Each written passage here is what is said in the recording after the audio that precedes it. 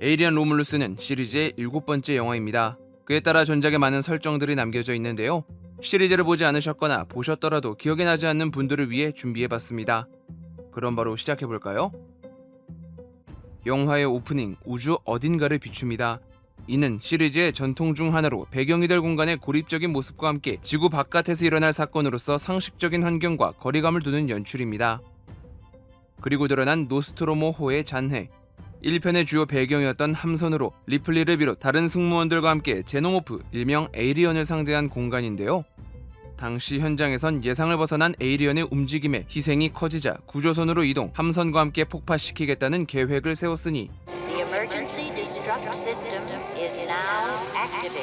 물론 계획대로 되진 않았습니다만 예정대로 노스트로모호는 폭파됐습니다.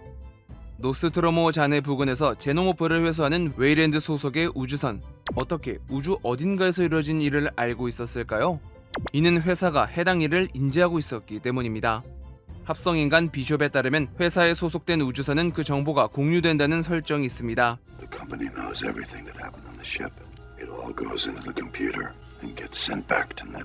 영화의 또 다른 배경이 된 잭슨의 별, 회사는 인간이 살 수 있는 환경을 위해 특정 행성들을 테라포밍합니다. 이는 1편의 배경이었던 행성 LB416이 20년 후 2편에서 테라포밍 됐다는 설정을 떠올리게 합니다. There have been people there for over 20 years and they never complained about any hostile organism. 물론 표면적인 입장에선 인류를 위한다는 명분으로 행성을 개척합니다만 2편의 결과로 알 수 있듯 자신들이 원하는 바를 위해서는 개척자의 안전에는 신경 쓰지 않는다는 걸 보여준 적이 있습니다. If I went and made a major security situation out of it and there's no exclusive rights for anybody. 이에 레인이 잭슨의 별에서 벗어나고자 했을 때 기약 없이 늘어나는 계약 기간과 노예로 부린다며 시위하는 주변 상황을 통해 식민지에서의 생활이 회사의 강행으로 이루어지고 있음을 알려줍니다. 그렇다면 제노모프 회수와 함께 식민지 개척에 앞장서는 웨이랜드 유타니는 어떤 회사일까요? 안드로이드 로봇을 생산하고 군수 무기 산업과 우주 산업에 대한 투자로 막대한 돈을 벌어들이는 만큼 시리즈의 주요 흑막으로서 외계 생명체를 생포하기 위해 어떤 희생이든 감수하고자 합니다.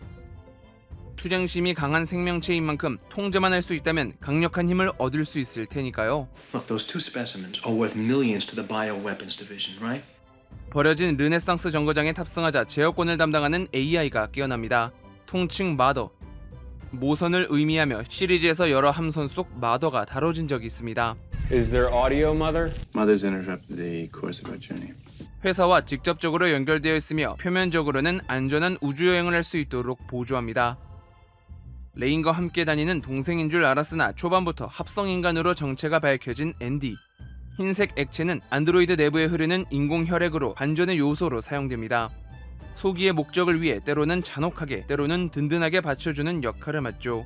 다만 어디까지나 회사에서 제작한 모델이기에 무작정 신뢰하거나 불신할 수만은 없는 양가적인 측면을 가지고 있습니다. 르네상스 정거장이 버려져 있었던 이유, 사건의 주범인 제노모프에 대한 이야기도 짚고 가야겠죠? 알에서 태어나 사람의 얼굴을 덮어버리는 전갈처럼 생긴 이 생명체, 그 모습이 얼굴을 끌어안는 것처럼 보인다 하여 페이스허거라고 부릅니다. 페이스허거는 숙주가 될 인간의 몸속에 유충을 낳아 죽지 않도록 생명을 유지하며 마침내 제 임무를 마치면 힘을 잃고 생을 마감합니다. 이후 숙주가 된 인간은 멀쩡히 깨어나지만 얼마 되지 않아 가슴팍을 뚫고 뭔가가 튀어나오니 그 행동에서 이름을 붙인 체스트 버스터입니다. 체스트 버스터는 급격한 성장을 겪으며 성체가 되는데 그 과정에서 허물을 벗는다는 특징이 있죠. 이는 외피가 경질화된다는 특유의 질감을 떠올릴 수 있으며 본편에서는 이후 성장을 위해 고치를 만드는 것으로 표현됩니다. 그렇게 성체가 된 에이리언을 제노모프라고 부르며 A xenomorph may be involved. Excuse me, sir. A what? A xenomorph. 이들은 종족 번식을 위해 다른 인간들을 사냥합니다. 정거장에서 일어난 사건을 알기 위해 손상되어 있었던 합성인간을 깨우는 레인 일행. 이 모습은 3편에서 원하는 정보를 얻고자 폐기됐던 합성인간 비숍을 깨우는 모습을 떠올리게 합니다. 그렇게 깨운 안드로이드는 1편의 애쉬와 같은 모델이었는데요. 첫 번째 영화인데다가 후반부에 이르러서야 정체가 밝혀지는 반전의 캐릭터였던 만큼 It's a robot. She's a goddamn robot. 꽤나 반갑고도 놀라운 등장이었습니다. 특히 마지막에 이 대사는 본편에서 한 번 더 들을 수 있었죠. I can't lie to you about your chances, but you have my sympathies. 사건의 정보를 제공하며 레인 일행을 도와주는 것 같아 보였지만 어디까지나 회사의 명령을 우선하며 그를 위해서라면 어떤 일이 있어도 무시하는 모습을 보여줘 1편에서 있었던 일들과 겹쳐 보이는 지점을 만듭니다.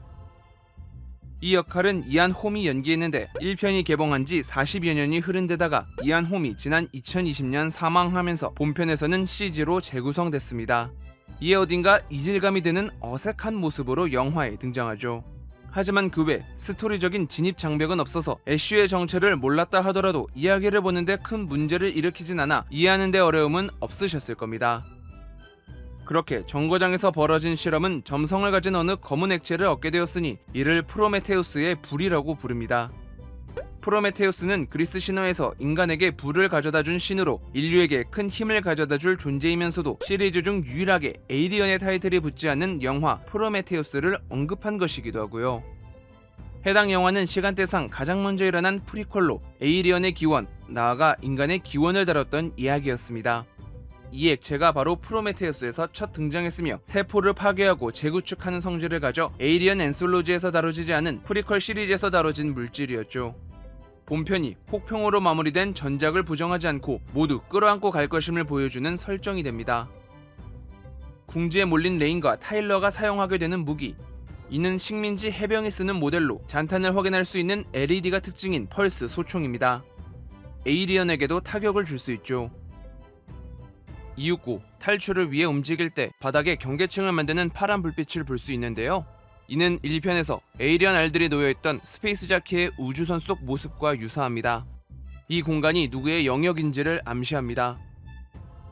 얼핏 들은 이야기로 검은 액체를 몸에 주입하는 K, 그 결과 비정상적으로 빠른 성장을 통해 정체불명의 생명체가 태어나니 이 모습은 프로메테우스에서 엘리자베스의 복부에서 자란 트릴로바이트의 탄생 방식을, 그렇게 태어난 생명체는 인간의 유전자가 반영된 4편의 뉴본의 외형과 유사한 모습을 보입니다.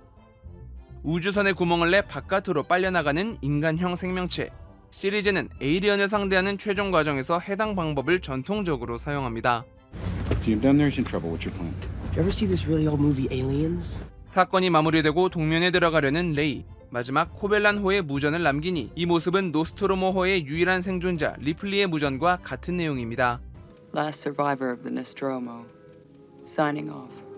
개인적으로는 시리즈의 오마주를 살림과 동시에 상대적으로 제한된 배경에서 이야기가 진행돼 전편이었던 커버넌트보다 짜임새 있는 내용으로 전개되지 않았나 생각해봅니다. 물론 그 덕분에 무수히 봤던 시리즈의 예정된 방식을 벗어나지 못했다는 한계도 존재하지만요. 과연 에이리언은 다시금 새로운 명맥을 유지해갈 수 있을지. 제가 준비한 영상은 여기까지입니다. 좋아요와 구독 버튼 눌러주시면 영상을 만드는데 큰 힘을 받을 수 있습니다. 그럼 저는 더욱 재밌는 영상으로 다시 찾아뵙겠습니다. 감사합니다.